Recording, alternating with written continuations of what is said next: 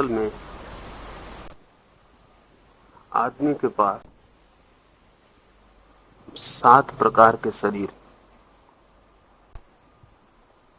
एक शरीर तो जो हमें दिखाई पड़ता है, फिजिकल बॉडी, भौतिक शरीर।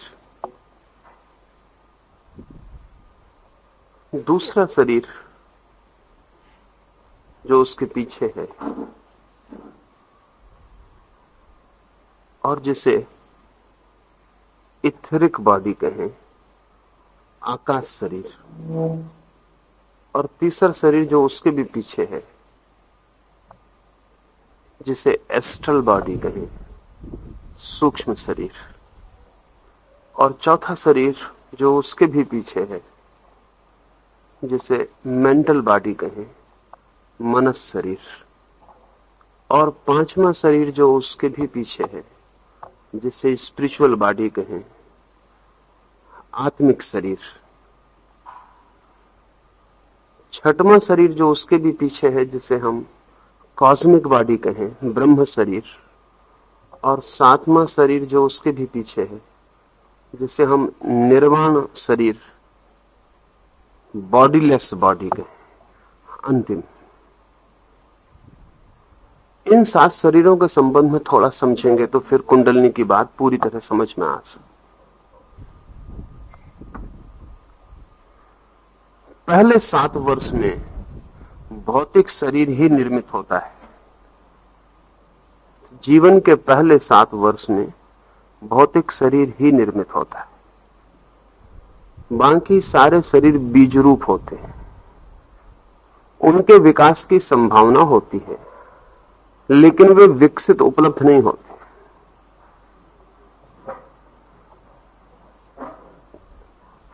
पहले 7 वर्ष इसलिए इमिटेशन, अनुकरण के ही वर्ष है। पहले 7 वर्षों में कोई बुद्धि, कोई भावना, कोई कामना विकसित नहीं होती। विकसित होता है सिर्फ भौतिक शरीर। कुछ लोग 7 वर्ष से ज्यादा कभी आगे नहीं बढ़ पाते। कुछ लोग सिर्फ भौतिक शरीर ही रह जाते। ऐसे व्यक्तियों में और पशु में कोई अंतर नहीं होगा। पशु के पास भी सिर्फ भौतिक शरीर ही होता है, दूसरे शरीर अविकसित होते। दूसरे 7 वर्ष में भाव शरीर का विकास होता है या आकाश शरीर का। इसलिए दूसरे 7 वर्ष व्यक्ति के भाव जगत के विकास के वर्ष है। 14 वर्ष की उम्र में इसलिए सेक्स मैच्योरिटी उपलब्ध होती। वो भाव का बहुत प्रगाढ़ रूप है।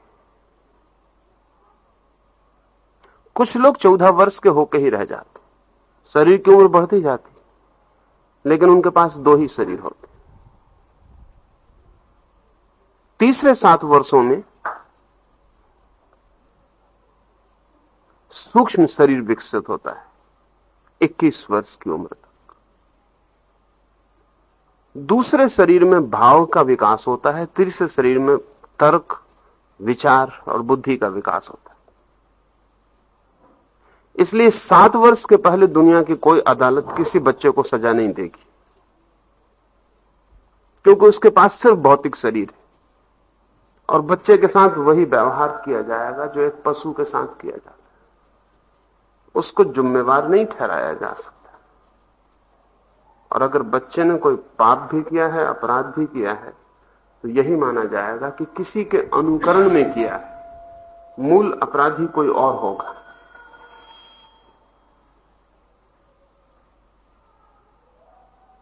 दूसरे शरीर के विकास के बाद 14 वर्ष एक तरह की प्रौढ़ता मिलती है, लेकिन वो प्रौढ़ता यौन प्रौढ़ता है। प्रकृति का काम उतने से पूरा हो जाता है। इसलिए पहले शरीर और दूसरे शरीर के विकास में प्रकृति पूरी सहायता देती है, लेकिन दूसरे शरीर के विकास से मनुष्य मनुष्य नहीं बन पाता। तीसरा शरीर जहां विचार, तर्क और बुद्धि विकसित होती है, वो शिक्षा, संस्कृति, सभ्यता का फल है। इसलिए दुनिया के सभी मुल्क 21 वर्ष के व्यक्ति को मताधिकार देते हैं। अभी कुछ मुल्कों में संघर्ष है 18 वर्ष के बच्चों को मताधिकार मिलने का। वो संघर्ष स्वाभाविक है, क्योंकि जैसे जैसे मनुष्य विकसित हो रहा है 7 वर्ष की सीमा कम होती जा रही है। अब तक 13 और 14 वर्ष में दुनिया में लड़कियां मासिक धर्म को उपलब्ध होती थी। अमेरिका में पिछले 30 वर्षों में यह उम्र कम होती चली गई। 11 वर्ष की लड़की भी मासिक धर्म को उपलब्ध हो जाती। 18 वर्ष का मताधिकार इसी बात की सूचना है कि मनुष्य जो काम 21 वर्ष में पूरा हो रहा था उसे अब और जल्दी पूरा करने लगा। वो 18 वर्ष में भी पूरा कर ले रहा है। लेकिन साधारणतः 21 वर्ष लगते हैं तीसरे शरीर के विकास के लिए, और अधिकतम लोग तीसरे शरीर पर रुक जाते हैं, मरते दम तक उसी पर रुके रहते हैं। चौथा शरीर मनस शरीर भी विकसित नहीं हो पाता, जिसको मैं साइकिक कह रहा हूं। वो चौथे शरीर की दुनिया की बात है, मनस शरीर। उसके बड़े अद्भुत और अनूठे अनुभव हैं।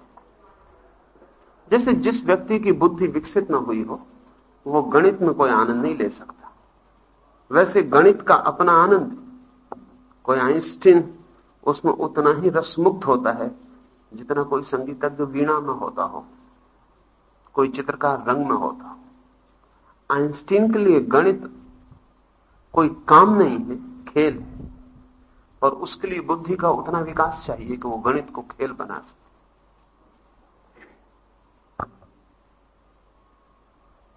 जो शरीर हमारा विकसित होता है उस शरीर के अनंत अनंत आयाम हमारे लिए खुल जाते हैं।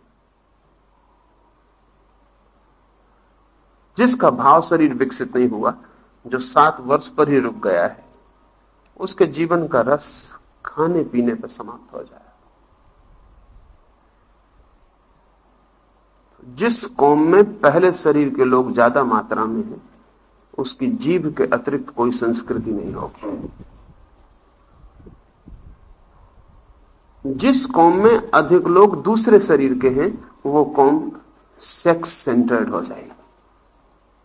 उसका सारा व्यक्तित्व, उसकी कविता, उसका संगीत, उसकी फिल्म, उसका नाटक, उसके चित्र, उसके मकान, उसकी गाड़ियां, सब किसी अर्थों में सेक्स सेंट्रिक हो जाएंगे। वो सब वासना से भर जाएंगे।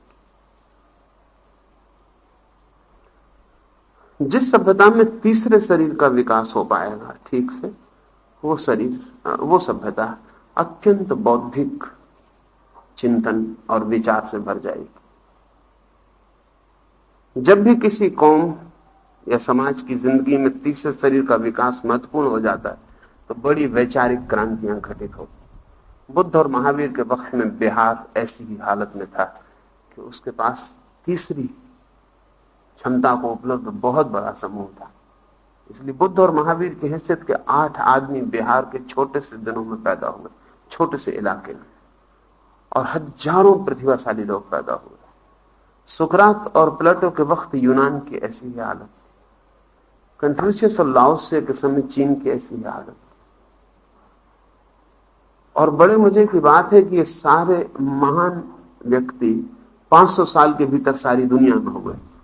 उस 500 साल में मनुष्य के तीसरे शरीर ने बड़ी ऊंचाइयां छुई।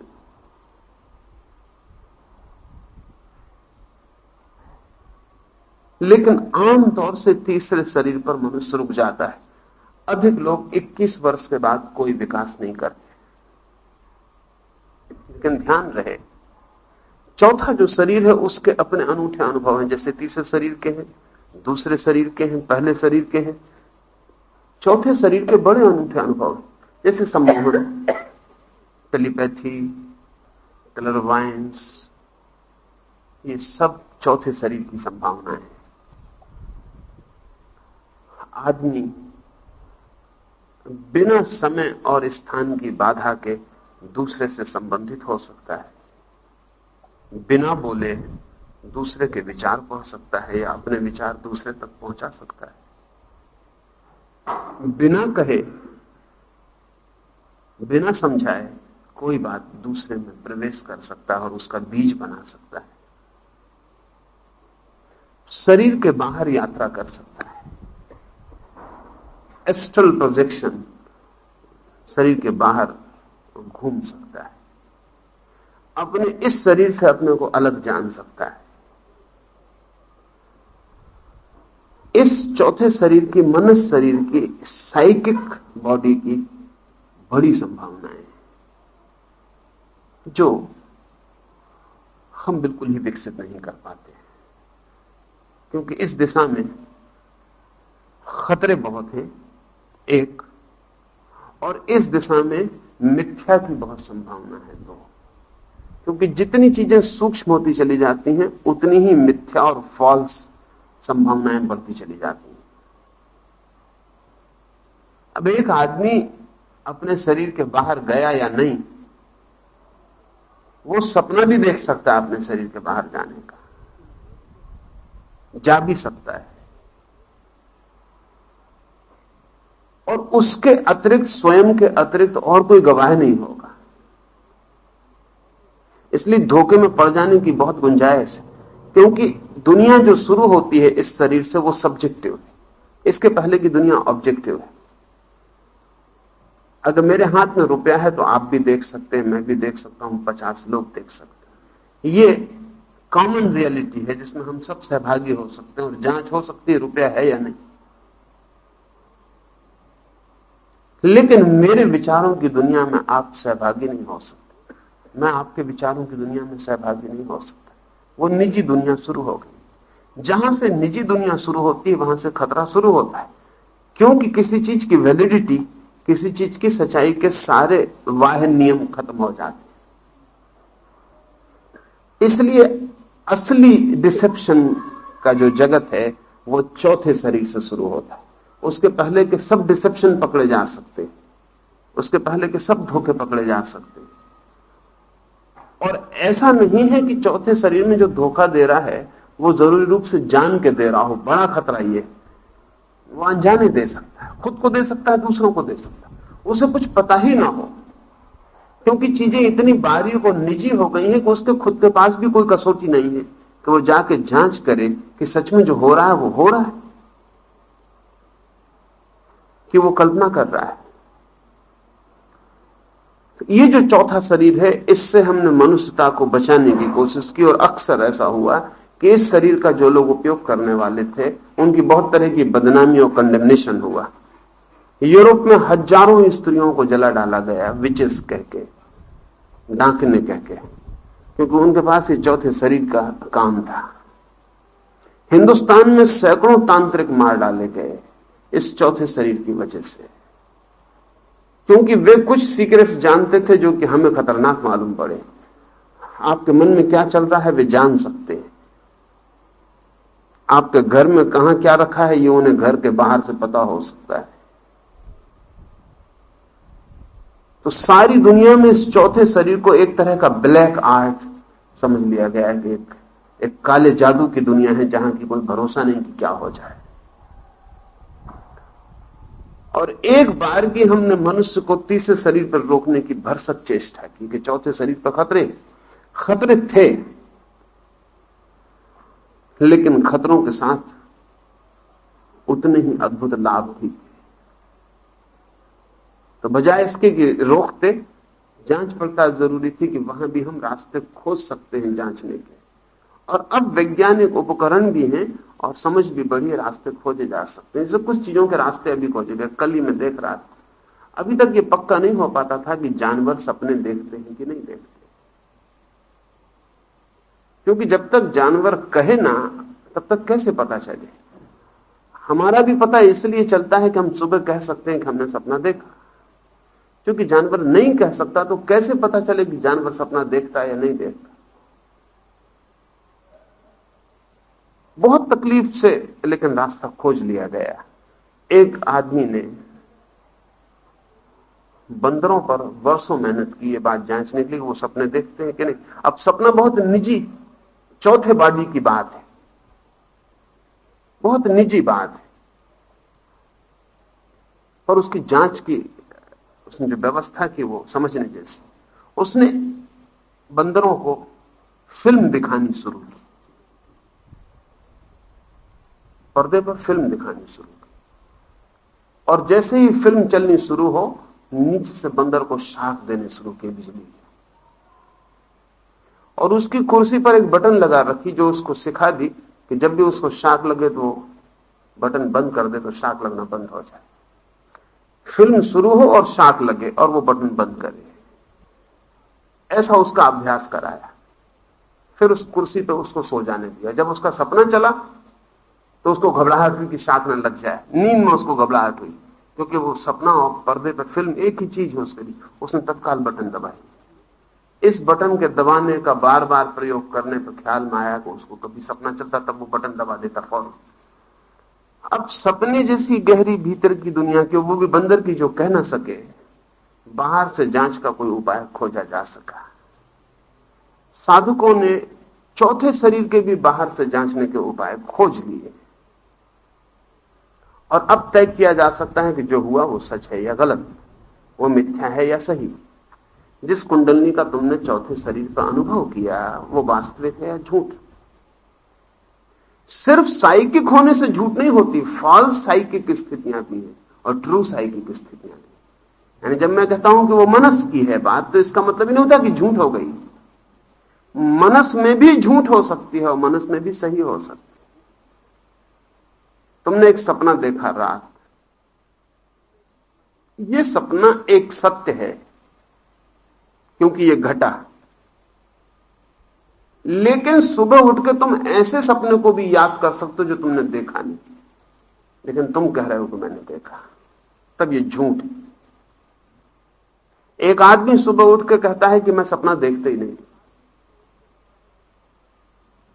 हजारों लोग हैं जिनको ख्याल है कि वो सपने नहीं देखते, वो सपने देखते, क्योंकि सपने जांचने के अब बहुत उपाय हैं जिनसे पता चलता है कि वो रात भर सपने देखते, लेकिन सुबह वो कहते हैं हमने सपने देखे ही नहीं। तो वो जो कह रहे हैं बिल्कुल झूठ कह रहे हैं, हालांकि उन्हें पता नहीं, असल में उनको स्मृति नहीं बचती सपने। इससे उल्टा भी हो रहा है, जो सपना तुमने कभी नहीं देखा उसकी भी तुम सुबह कल्पना कर सकते हो तुमने देखा, वो झूठ होगा। सपना कहने से कुछ झूठ नहीं हो जाता, सपने के अपने यथार्थ हैं। झूठा सपना भी हो सकता है, सच्चा सपना भी। मेरा मतलब समझे, सच्चे का मतलब ये कि जो हुआ है सच में हुआ है। और ठीक ठीक तो सपने को तुम बता ही नहीं पाते सुबह। मुश्किल से कोई आदमी है जो सपने की ठीक रिपोर्ट कर सके। इसलिए पुरानी दुनिया में जो आदमी अपने सपने की ठीक ठीक रिपोर्ट कर सकता था उसकी बड़ी कीमत हो जाती। उसकी बड़ी कठिनाइयां हैं सपने की रिपोर्ट ठीक से देने की। बड़ी कठिनाई तो यह है कि जब तुम सपना देखते हो तब उसका सीक्वेंस अलग होता है और जब याद करते हो तब उल्टा होता है। फिल्म की तरह जब हम फिल्म देखते हैं तो शुरू से देखते हैं पीछे की तरफ। सपना जब आप देखते हैं नींद में तो जो घटना पहले घटी वो स्मृति में सबसे बाद में घटेगी, क्योंकि वो सबसे पीछे दबी रह गई। जब तुम सुबह उठते हो तो सपने का आखिरी हिस्सा तुम्हारे हाथ में होता है और उससे तुम पीछे की तरफ याद करना शुरू करते हो। ये ऐसे ही उपद्रव का काम है जैसे कोई किताब को उल्टी तरफ से पढ़ना शुरू करे और सब शब्द उल्टे हो जाएं और वो डगमगा जाए। इसलिए थोड़ी दूर तक ही जा पाते हो सपने में, बाकी सब गड़बड़ हो जाती। उसे याद रखना और उसको ठीक से रिपोर्ट कर देना बड़ी कला की बात। इसलिए हम आमतौर से गलत रिपोर्ट करते हैं, जो हमने नहीं हुआ होता वो रिपोर्ट करते हैं। बहुत कुछ खो जाता है, बहुत कुछ बदल जाता है, बहुत कुछ जुड़ जाता है। ये जो चौथा शरीर है सपना इसकी ही घटना है। इस चौथे शरीर की बड़ी संभावनाएं हैं। जितनी भी योग में सिद्धियों का वर्णन है वो इस सारे चौथे शरीर की ही व्यवस्था है। और निरंतर योग ने सचेत किया है कि उनमें मत जाना, सबसे बड़ा डर यही है कि उसमें मिथ्या में जाने की बहुत उपाय है और भटक जाने की बड़ी संभावना है। और अगर वास्तविक में भी चले जाओ तो भी उसका आध्यात्मिक मूल्य नहीं। तो जब मैंने कहा कि कुंडलनी साइकिक है, तो मेरा मतलब यह था कि वो इस चौथे शरीर की घटना है वस्तुतः। इसलिए फिजियोलॉजिस्ट तुम्हारे इस शरीर को जब खोजने जाएगा तो उसमें कोई कुंडलनी नहीं पाएगा। तो तुम सारी दुनिया के सर्जन डॉक्टर कहेंगे कि कहां की फिजूल की बातें कर रहा है, कुंडलनी जैसी कोई चीज इस शरीर में नहीं, तुम्हारे चक्र इस शरीर में कहीं भी नहीं। वो चौथे शरीर की व्यवस्था है, वो चौथा शरीर, लेकिन सूक्ष्म उसे पकड़ा नहीं जा सकता। पकड़ में तो यही शरीर आता है, लेकिन उस शरीर और इस शरीर के तालमेल पड़ते हुए स्थान है। जैसे कि हम 7 कागज रख लें और एक अल्पीन 7 कागज में डाल दें और एक छेद 7 कागज में एक जगह पर हो जाए। अब समझ लो कि पहले कागज पर छेद विदा हो गया नहीं, फिर भी दूसरे कागज पर, तीसरे कागज पर जहां छेद है उससे करस्पॉन्ड करने वाला स्थान पहले कागज पर भी है। छेद तो नहीं, इसलिए पहले कागज की जांच पे वो छेद नहीं मिलेगा, लेकिन पहले कागज पर भी करस्पॉन्डिंग कोई बिंदु है जिसको अगर हाथ रखा जाए तो वो तीसरे चौथे कागज पर जो बिंदु है उसी जगह पर होगा। तो इस शरीर में जो चक्र है, कुंडलनी है, जो बात है, वो इस शरीर की नहीं, वो इस शरीर में सिर्फ करस्पॉन्डिंग बिंदुओं की है। और इसलिए कोई शरीर शास्त्री इंकार करे तो गलत नहीं कह रहा है। वहां कोई कुंडली नहीं मिलती, कोई चक्र नहीं मिलता, वो किसी और शरीर पर है। लेकिन इस शरीर से संबंधित बिंदुओं का पता लगाया जा सकता है। कुंडलनी चौथे शरीर की घटना है, इसलिए मैंने कहा साइकिक है। और जब मैं कह रहा हूं कि ये साइकिक होना, ये मानसिक होना भी 2 तरह का हो सकता है, गलत और सही, तो मेरी बात तुम्हारे ख्याल में आ जाएगी। गलत तब होगा जब तुमने कल्पना की, क्योंकि कल्पना भी चौथे शरीर की ही स्थिति है। जानवर कल्पना नहीं कर पाते,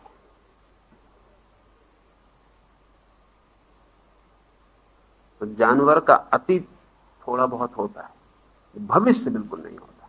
इसलिए जानवर निश्चिंत है, क्योंकि चिंता सब भविष्य के बोध से पैदा होती।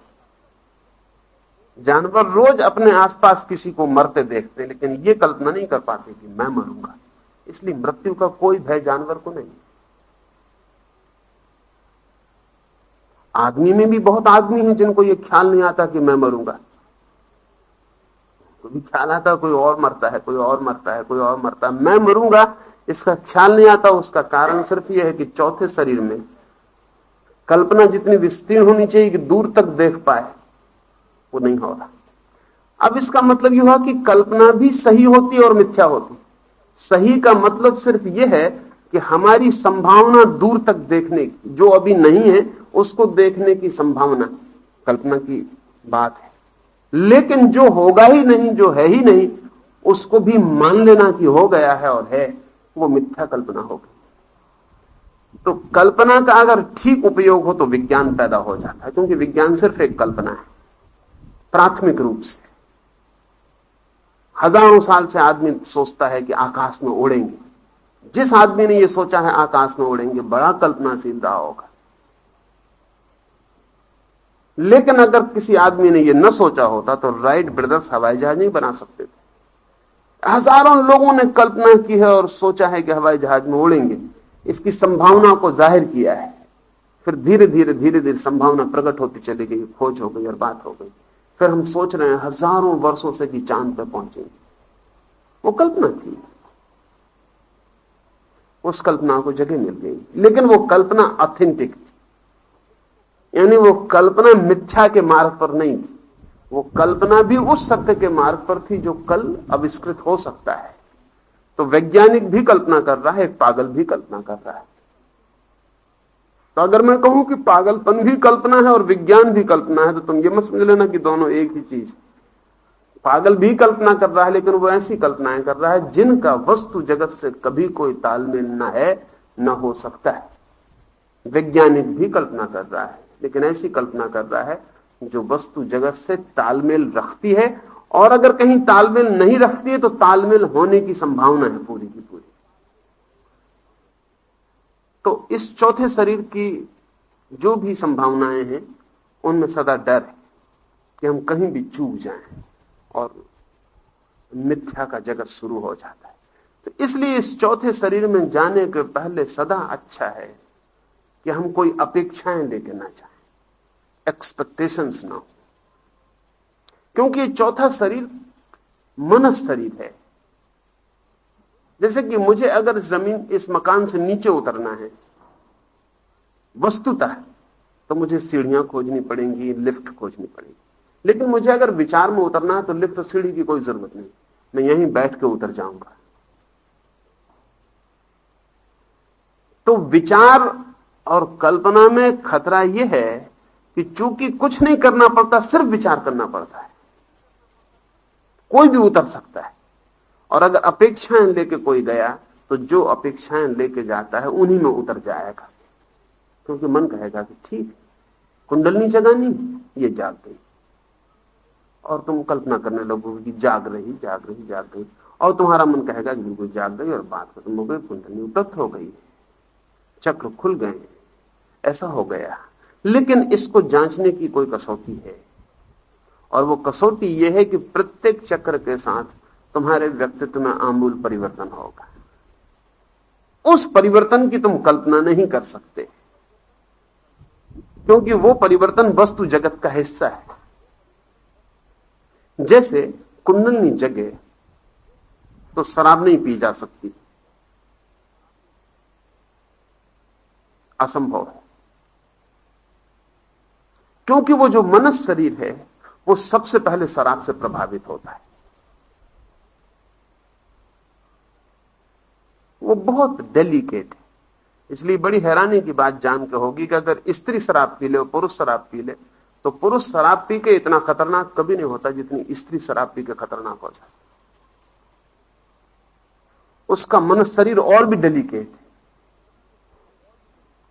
अगर एक पुरुष और एक स्त्री को शराब पिलाई जाए तो पुरुष शराब पी के इतना खतरनाक कभी नहीं होता जितना स्त्री हो जाए। स्त्री तो इतनी खतरनाक सिद्ध हो शराब पी के होती जिसका कोई हिसाब लगाना मुश्किल। उसके पास और भी डेलिकेट मेंटल बॉडी है जो इतनी शीघ्रता से प्रभावित होती है कि फिर उसके बस के बाहर हो जाती। इसलिए स्त्रियों ने आमतौर से नशे से बचने की व्यवस्था कर रखी, पुरुष की बजाय ज्यादा। इस मामले में उन्होंने समानता का दावा अब तक नहीं किया था, लेकिन अब वो कर रही। वो खतरनाक होगा। जिस दिन भी वो इस मामले में समानता का दावा करेंगी, उस दिन पुरुष के नशे करने से जो नुकसान नहीं हुआ वो स्त्री के नशे करने से होगा। ये जो चौथा शरीर है, इसमें सच में ही कुंडलनी जगी है। ये तुम्हारे कहने और अनुभव करने से सिद्ध नहीं होगा, क्योंकि वो तो झूठ में भी तुम्हें अनुभव होगा और तुम कहोगे नहीं। वो तो तुम्हारा जो वस्तु जगत का व्यक्तित्व उससे तय हो जाएगा कि वो घटना घटी है या नहीं घटी, क्योंकि उसमें तत्काल फर्क पड़ने शुरू हो जाए। इसलिए मैं निरंतर कहता हूं कि आचरण जो है वो कसौटी है, साधन नहीं। भीतर कुछ घटा है उसकी कसौटी, और प्रत्येक प्रयोग के साथ कुछ बातें अनिवार्य रूप से घटना शुरू होंगी। चौथे शरीर की शक्ति के जगने के बाद किसी भी तरह का मादक द्रव्य नहीं लिया जा सकता।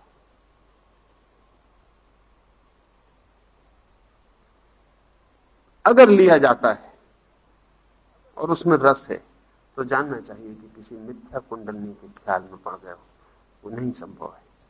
जैसे कुंडलनी जागने के बाद हिंसा करने की वृत्ति सब तरफ से विदा हो जाए। हिंसा करना ही नहीं, हिंसा करने की वृत्ति।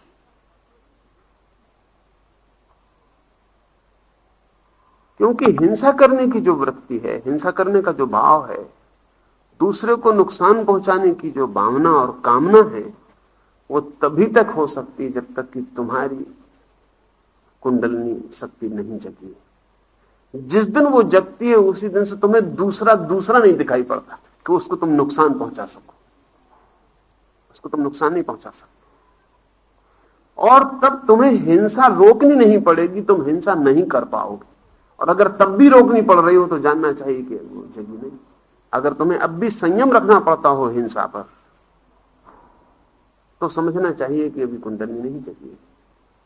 अगर आंख खुल जाने पर भी तुम लकड़ी से टटोल टटोल के चलते हो, तो समझ लेना चाहिए आंख नहीं खुली है। भला तुम कितने कहते हो कि आंख खुल गई, क्योंकि तुम अभी लकड़ी नहीं छोड़ते और तुम टटोलना भी जारी रखे हुए हो, टटोलना भी बंद नहीं करते। तो साफ समझा जा सकता है, हमें पता नहीं कि तुम्हारी आंख खुली है कि नहीं खुली, लेकिन तुम्हारी लकड़ी और तुम्हारा टटोलना और डर डर के तुम्हारा चलना बताता है कि आंख नहीं खुली है। चरित्र में आमूल परिवर्तन होगा और सारे नियम जो कहे गए हैं महाव्रत, वो सहज हो जाएंगे। तो समझना कि सच में ही ऑथेंटिक, साइकिक ही है लेकिन ऑथेंटिक है, और अब आगे जा सकते हो, क्योंकि ऑथेंटिक से आगे जा सकते हो। अगर झूठी है तो आगे नहीं जा सकते। और चौथा शरीर मुकाम नहीं, अभी और शरीर है। तो मैंने कहा कि चौथा शरीर कम लोगों का विकसित होता है, इसलिए दुनिया में मिरेकल्स हो रहे हैं। अगर चौथा शरीर हम सबका विकसित हो तो दुनिया में चमत्कार तत्काल बंद हो जाएंगे। ये ऐसे ही है जैसे कि 14 साल तक हमारा शरीर विकसित हो और हमारी बुद्धि विकसित ना हो पाए। तो एक आदमी जो हिसाब किताब लगा सकता हो बुद्धि से, गणित का हिसाब कर सकता हो, वो चमत्कार मालूम हो। ऐसा था आज से 1000 साल पहले, जब कोई कह देता था कि फला दिन सूर्य ग्रहण पड़ेगा, तो वो बड़ी चमत्कार की बात थी, वो परम ज्ञानी ही बता सकता था। अब आज हम जानते हैं कि ये मशीन बता सकती। ये सिर्फ गणित का हिसाब, इसमें कोई ज्योतिष और कोई प्रोफेसी और कोई बड़े भारी ज्ञानी की जरूरत नहीं है। कंप्यूटर बता सकता है, और 1 साल का नहीं, आने वाले करोड़ों साल का बता सकता है कि कब कब सूर्य ग्रहण पड़ेगा। और अब तो कंप्यूटर यह भी बता सकता है कि सूरज कब ठंडा हो जाएगा, क्योंकि अब तो सारा हिसाब है। वो जितनी गर्मी फेंक रहा है उसकी कितनी गर्मी रोज कम होती जा रही, उसमें कितना गर्मी का भंडार है, तो वो इतने 1000 वर्ष में ठंडा हो जाएगा, एक मशीन बता देगी। लेकिन ये अब हमको चमत्कार नहीं मालूम पड़ेगा, क्योंकि हम सब तीसरे शरीर को विकसित कर लिए हैं। आज से 1000 साल पहले ये बात चमत्कार की थी कि कोई आदमी बता दे कि अगली साल फला रात को ऐसा होगा कि चांद पे ग्रहण हो जाएगा। तो जब साल भर बाद ग्रहण हो जाता तो हमें मानना पड़ता कि यह आदमी अलौकिक है। अभी जो चमत्कार घट रहे हैं कि कोई आदमी ताबीज निकाल देता है, किसी आदमी की तस्वीर से राख गिर जाती है, ये सब चौथे शरीर के लिए बड़ी साधारण सी बात है, लेकिन वो हमारे पास नहीं, तो हमारे लिए बड़ी भारी चमत्कार है। ये सारी बात ऐसी जैसे कि एक झाड़ के नीचे तुम खड़े हो, मैं झाड़ के ऊपर बैठा हूं, मैं तुमसे कहता हूं कि घंटे भर बाद एक बैलगाड़ी इस रास्ते पर आएगी, वो मुझे दिखाई पड़ रही। मैं झाड़ के ऊपर बैठा हूं, तुम झाड़ के नीचे बैठे हो, हम दोनों में बातें हो रही। मैं कहता हूं 1 घंटे बाद एक बैलगाड़ी इस झाड़ के नीचे आएगी, तुम कहते हो बड़ी चमत्कार की बातें कर रहे हो, बैलगाड़ी कहीं दिखाई नहीं पड़ती। क्या आप कोई भविष्यवक्ता है? मैं नहीं मान सकता, लेकिन घंटे भर बाद बैलगाड़ी आ जाती। अब तब आपको मेरे चरण छूने पड़ते हैं कि गुरुदेव मैं नमस्कार करता हूं, आप बड़े भविष्यवक्ता हैं। लेकिन फर्क कुल इतना है कि मैं थोड़ी ऊंचाई पर एक झाड़ पर बैठा हूं, जहां से मुझे बैलगाड़ी घंटे भर पहले वर्तमान हो गई। भविष्य की बात मैं नहीं कह रहा हूं, मैं भी वर्तमान की बात कह रहा हूं, लेकिन आपके वर्तमान में मेरे वर्तमान में घंटे भर का फासला है, क्योंकि मैं एक ऊंचाई पर बैठा हूं। आपके लिए घंटे भर बाद वो वर्तमान बनेगा, मेरे लिए अभी वर्तमान हो गया। तो जितने गहरे शरीर पर व्यक्ति खड़ा हो जाएगा, उतना ही पीछे के शरीर के लोगों के लिए चमत्कार हो जाएगा। तो उसकी सब चीजें मिरेकल्स मालूम पड़ने लगेंगी कि ये हो रहा है, ये हो रहा है, ये हो रहा है, और हमारे पास कोई उपाय ना होगा कि कैसे हो रहा है, क्योंकि उस चौथे शरीर के नियम का हमें कोई पता नहीं। इसलिए दुनिया में जादू चलता है, चमत्कार घटित होते हैं, वो सब चौथे शरीर के थोड़े से विकास से। इसलिए जिस दुनिया से अगर चमत्कार खत्म करने हो तो लोगों को समझाने से खत्म नहीं होंगे। चमत्कार खत्म करने हो तो जैसे हम तीसरे शरीर की शिक्षा देके प्रत्येक व्यक्ति को गणित और भाषा समझने के योग्य बना देते हैं, उसी तरह हमें चौथे शरीर की शिक्षा भी देनी पड़ेगी और प्रत्येक व्यक्ति को इस तरह की चीजों के योग्य बना देना होगा, तब दुनिया से चमत्कार मिटेंगे, उसके पहले नहीं मिट सकते। कोई ना कोई आदमी इसका फायदा लेता रहेगा। चौथा शरीर 28 वर्ष तक विकसित होता है, यानी 7 वर्ष फिर और। लेकिन मैंने कहा कि कमी लोग उसको विकास करते हैं। 5वां शरीर बहुत कीमती है, जिसको अध्यात्म शरीर है, स्पिरिचुअल बॉडी का। वो 35 वर्ष की उम्र तक अगर ठीक से जीवन का विकास हो तो उसको विकसित हो जाना चाहिए। लेकिन वो तो बहुत दूर की बात है, चौथा शरीर ही नहीं विकसित हो पाता। इसलिए आत्मा वगैरह हमारे लिए बातचीत है, सिर्फ चर्चा है। उस शब्द के पीछे कोई कंटेंट नहीं है। जब हम कहते हैं आत्मा तो उसके पीछे कुछ नहीं होता, सिर्फ शब्द होता है। जब हम कहते हैं दीवाल तो सिर्फ शब्द नहीं होता, पीछे कंटेंट होता है। हम जानते हैं दीवाल यानी क्या। आत्मा के पीछे कोई अर्थ नहीं, क्योंकि आत्मा हमारा अनुभव नहीं, वो 5वां शरीर है। और चौथे शरीर में कुंडलनी जगे तो ही 5वें शरीर में प्रवेश हो सकता है, अन्यथा 5वें शरीर में प्रवेश नहीं हो सकता। चौथे का पता नहीं, इसलिए 5वें का पता नहीं हो पाता। और 5वां भी बहुत थोड़े से लोगों को पता हो पाता, जिसको हम आत्मवादी कहते हैं। कुछ लोग उस पर रुक जाते हैं और वो कहते हैं बस यात्रा पूरी हो गई, आत्मा पा लिया और सब पा लिया। यात्रा अभी भी पूरी नहीं होगी। इसलिए जो लोग इस 5वें शरीर पर रुकेंगे वो परमात्मा को इंकार कर देंगे। वो कहेंगे कोई ब्रह्म, कोई परमात्मा वगैरह नहीं। जैसे जो पहले शरीर पर रुकेगा वो कह देगा कि कोई आत्मा वगैरह नहीं, एक शरीरवादी है, एक मटेरियलिस्ट है। वो कहता है शरीर सब कुछ है, शरीर मर जाता, सब मर जाता। ऐसा आत्मवादी है, वो कहता आत्मा ही सब कुछ है, इसके आगे कुछ भी नहीं, बस परम स्थिति आत्मा है। लेकिन वो 5वां शरीर ही है।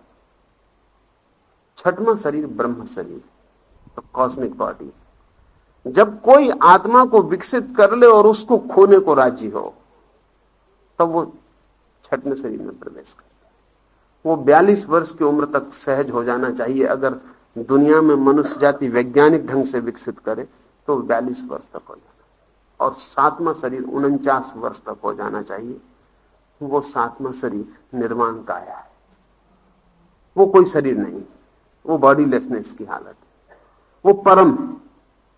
वहां शून्य ही शेष रह जाएगा, वहां ब्रह्म भी शेष नहीं, वहां कुछ भी शेष नहीं, वहां सब समाप्त हो गया। इसलिए बुद्ध से जब भी कोई पूछता है वहां क्या होगा, तो वे कहते हैं जैसे दिया बुझ जाता, फिर क्या होता, खो जाती है ज्योति। फिर तुम नहीं पूछते कहां गई, फिर तुम नहीं पूछते अब कहां रहती होगी, बस खो गई। निर्वाण शब्द का मतलब होता है दिए का बुझ जाना। इसलिए बुद्ध कहते हैं निर्वाण हो जाता। 5वें शरीर तक मोक्ष की प्रतीति होगी, क्योंकि परम मुक्ति हो जाएगी। 4 शरीरों के बंधन गिर जाएंगे और आत्मा परम मुक्त होगी। तो मोक्ष जो है वो 5वीं शरीर की अवस्था का अनुभव है। अगर 4थे शरीर पर कोई रुक जाए तो स्वर्ग का या नरक का अनुभव होगा। वो 4थे शरीर की संभावना है। अगर पहले, दूसरे और तीसरे शरीर पर कोई रुक जाए तो यही जीवन सब कुछ है, जन्म और मृत्यु के बीच, इसके बाद कोई जीवन नहीं।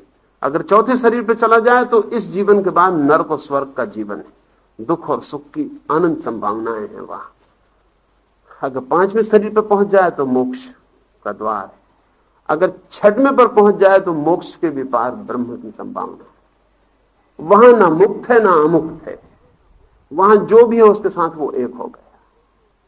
अहम ब्रह्मास्मि की घोषणा इस 6वें शरीर की संभावना।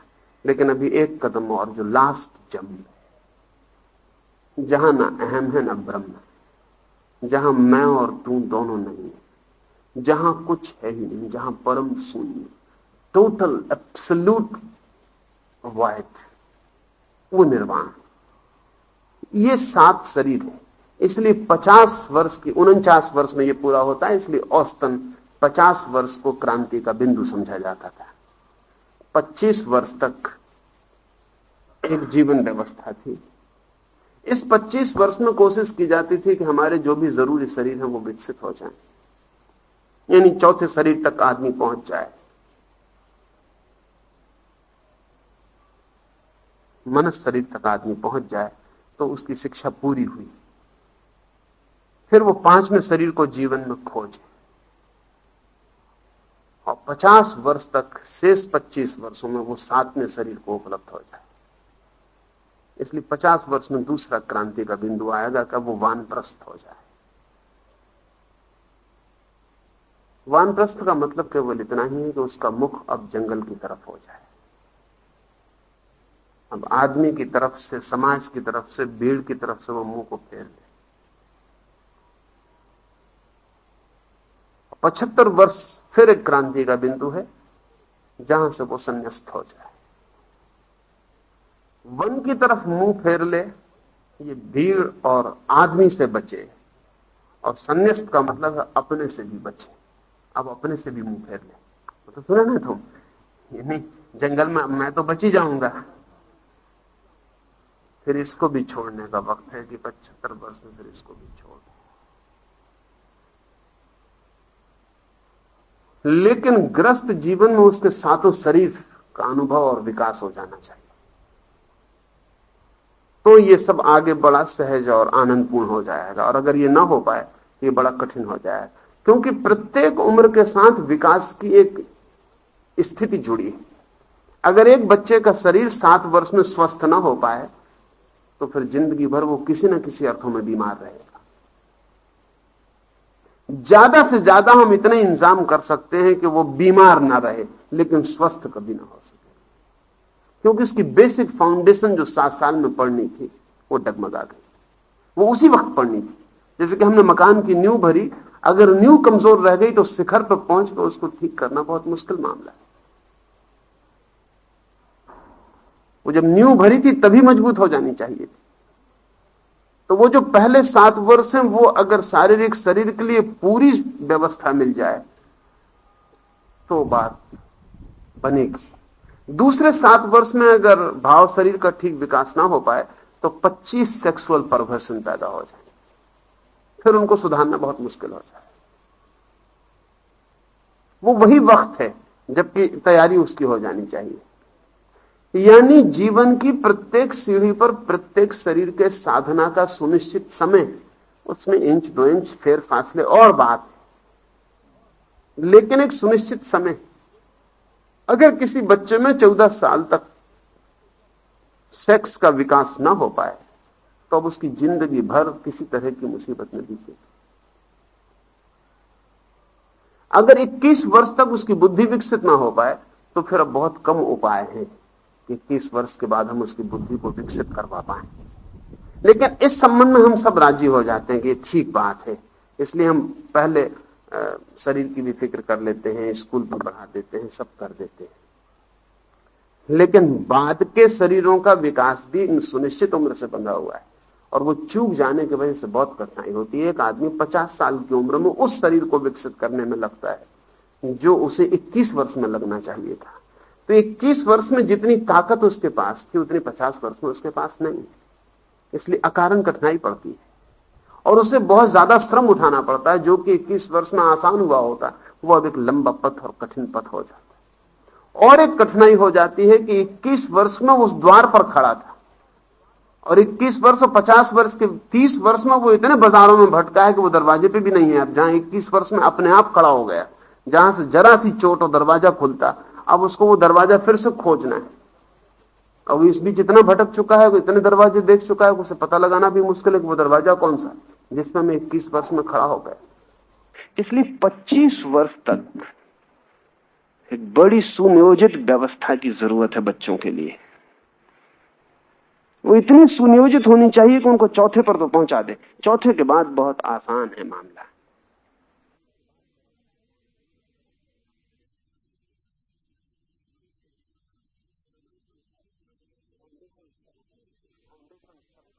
फाउंडेशन सब भर दी गई, अब तो सिर्फ फल आने की बात। 5वें से फल आने शुरू हो जाते, चौथे तक वृक्ष निर्मित होता है, 5वें से फल आने शुरू होते हैं, 7वें तो पूरे हो जाते। इसमें थोड़ी देर अबेर हो सकती है, लेकिन ये बुनियाद पूरी की पूरी मजबूत हो जाए। इस संबंध में 1-2 बातें और ख्याल ले लेनी चाहिए। 4 शरीर तक स्त्री और पुरुष का फासला है। जैसे कोई व्यक्ति पुरुष है तो उसकी फिजिकल बॉडी मेल बॉडी होती, वो पुरुष शरीर होता है, उसका भौतिक शरीर। लेकिन उसके पीछे की नंबर 2 की एथरिक बॉडी, भाव शरीर, स्त्रीण होती, वो फीमेल बॉडी होती।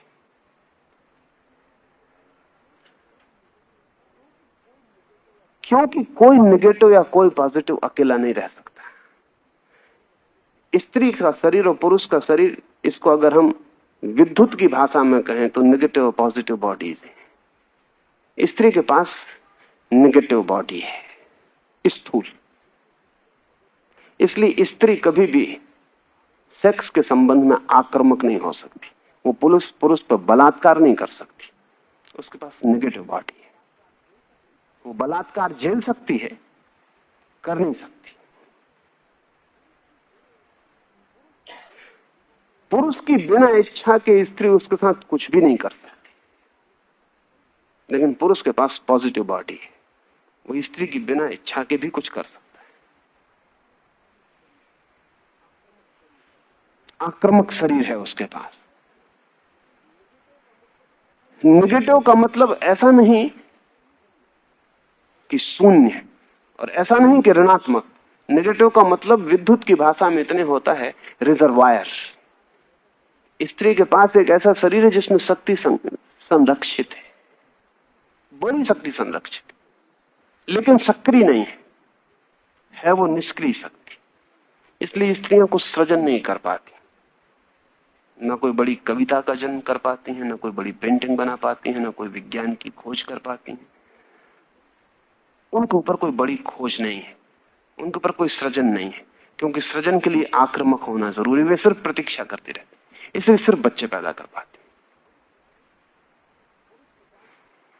पुरुष के पास एक पॉजिटिव बॉडी, भौतिक शरीर, लेकिन जहां भी पॉजिटिव हो उसके पीछे नेगेटिव को होना चाहिए, नहीं तो वो टिक नहीं सकता। वो दोनों इकट्ठे ही मौजूद होते हैं, तब उनका पूरा सर्कल बनता है। तो पुरुष की जो नंबर 2 का शरीर है वो स्त्रीण है, स्त्री के पास जो नंबर 2 का शरीर है वो पुरुष का है। इसलिए एक और मजे की बात है कि पुरुष दिखता बहुत ताकतवर है, जहां तक उसके भौतिक शरीर का संबंध वो बहुत ताकतवर है, लेकिन उसके पीछे एक कमजोर शरीर खड़ा हुआ है, स्त्रीण। इसलिए उसकी ताकत क्षणों में प्रकट होगी, लंबे अरसे में वो स्त्री से हार जाएगा, क्योंकि स्त्री के पीछे जो शरीर है वो पॉजिटिव है। इसलिए रेसिस्टेंस की, सहने की क्षमता पुरुष से स्त्री में सदा ज्यादा होगी। अगर एक बीमारी पुरुष और स्त्री पे हो तो स्त्री उसे लंबे समय तक झेल सकती है, पुरुष उसे लंबे समय तक नहीं झेल सकता। बच्चे स्त्रियां पैदा करती हैं, अगर पुरुष को पैदा करना पड़े तब उसे पता चले, शायद दुनिया में फिर संतति नियमन की कोई जरूरत न रह जाए, वो बंद ही कर दे। वो उतना कष्ट नहीं झेल सकता, और इतना लंबा क्षण 2 क्षण को क्रोध में वो पत्थर फेंक सकता है, लेकिन 9 महीने एक बच्चे को पेट में नहीं झेल सकता, और वर्षों तक उसे बड़ा नहीं कर सकता। और रात भर वो रोए तो उसकी गर्दन दबा देगा, उसको झेल नहीं सकता। उसके ताकत तो उसके पास ज्यादा है, लेकिन पीछे उसके पास एक डेलिकेट और कमजोर शरीर, जिसकी वजह से वो उसको झेल नहीं पाता। इसलिए स्त्रियां कम बीमार पड़ती हैं। स्त्रियों की उम्र पुरुष से ज्यादा है, इसलिए हम 5 साल का फासला रखते शादी करते वक्त, नहीं तो दुनिया विधवाओं से भर जाए। इसलिए हम लड़का 20 साल का चुनते हैं तो लड़की 15 साल की चुनते हैं, 16 साल की चुनते हैं, क्योंकि 4 और 5 साल का फासला, नहीं तो सारी दुनिया विधवाओं से भर जाए। क्योंकि पुरुष की उम्र 4-5 साल कम, वो जब 70 साल में मरेगा तो कठिनाई खड़ी हो जाएगी। तो उसकी दोनों के बीच तालमेल बैठ जाए और वो बराबर जगह आ जाए। 116 लड़कियां एक लड़के पैदा होते हैं और 100 लड़के पैदा होते हैं। पैदा होते वक्त 16 का फर्क होता है, 16 लड़के ज्यादा पैदा होते हैं, लेकिन दुनिया में स्त्री पुरुषों की संख्या बराबर हो जाती है पीछे। 16 लड़के 14 साल के होने के पहले मर जाते हैं और करीब करीब बराबर अनुपात हो जाता है। लड़के ज्यादा मरते हैं, लड़कियां कम मरती हैं। उनके पास रेसिस्टेंस की क्षमता, प्रतिरोध की क्षमता प्रबल है, वो उनके पीछे के शरीर से आती।